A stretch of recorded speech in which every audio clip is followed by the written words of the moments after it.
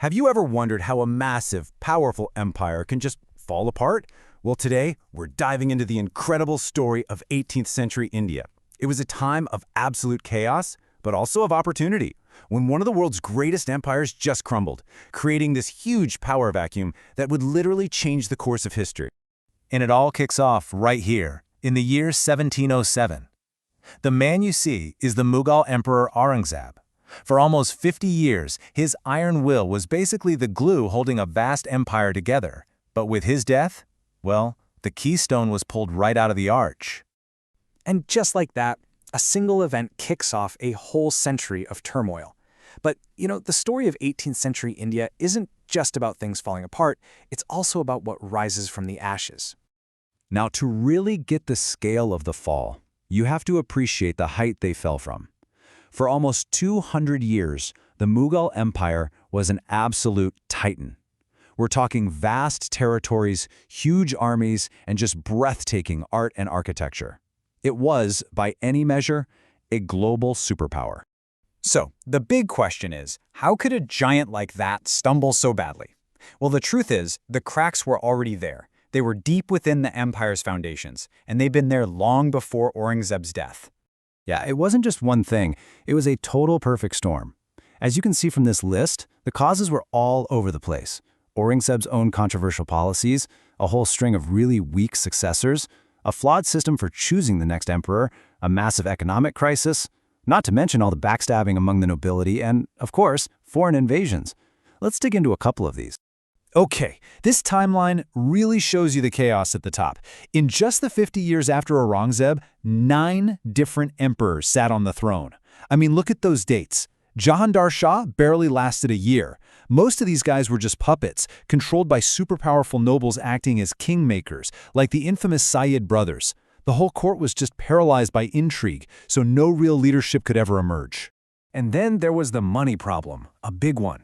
It all came down to this thing called the Jagirdari system. Basically, nobles and officials got paid not with cash, but with the right to collect taxes from chunks of land called jagirs. The problem was, by the 18th century, there were way more nobles than there was land.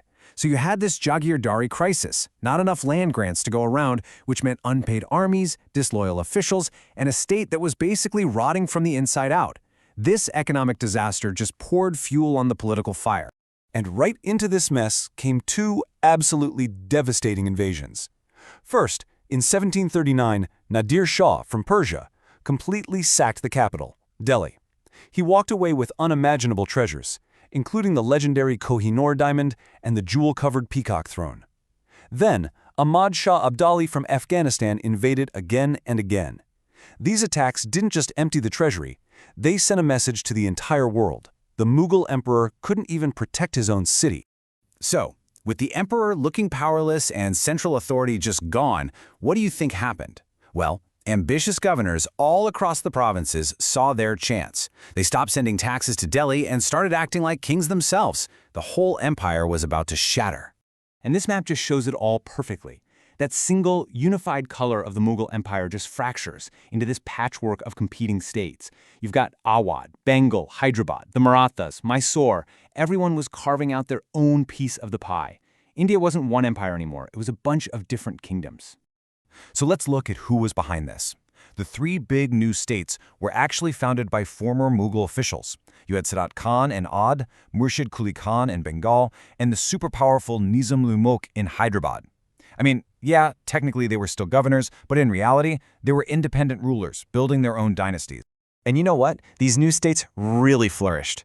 Take Awadh, for instance. The new rulers there, called Nawabs, oversaw a time of real peace and prosperity. They built up this unique, vibrant culture in their capital, Lucknow, and you can see it in incredible buildings like the great Imambara here. Meanwhile, further south in Mysore, a new dynasty pops up under Hyder Ali and his son, the famous Tipu Sultan. And what made these guys so dangerous was their focus on modernization. They built a powerful European-style army, complete with modern cannons and French advisors. It made Mysore one of the toughest military powers in India. But of all the new powers on the scene, one stood head and shoulders above the rest. The main contender, the one everyone thought would fill the vacuum left by the Mughals, was the formidable Maratha Confederacy. Coming out of the Deccan region, the Marathas were this confederacy of warrior families, led by their chief ministers, the Peshwas, and they just swept across the subcontinent. By the middle of the 18th century, their influence stretched from the south all the way to the gates of Delhi. Honestly, it looked like they were destined to become the next great Indian empire.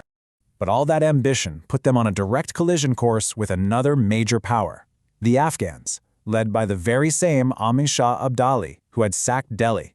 Their clash would become one of the most important battles in all of Indian history.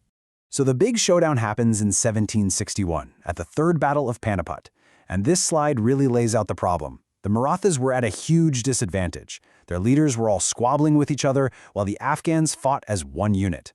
Abdali also had better troops, better gear, and crucially, he had allies among other Indian powers who were scared of the Marathas. It all added up to a catastrophic defeat for the Marathas. And this is the real kicker. The defeat at Panipat wasn't just a blow, it was devastating. It completely shattered the Maratha dream of ruling all of India. But more importantly, it took the single strongest Indian power, the one group that could have resisted a foreign takeover, off the board. The path was now wide open for someone else. And that someone else wasn't just waiting around, they were already playing the game. While all these Indian powers were fighting it out, a British trading firm, the English East India Company, was quietly and very patiently building its own power base on the coasts. So let's just recap the whole chain of events, right?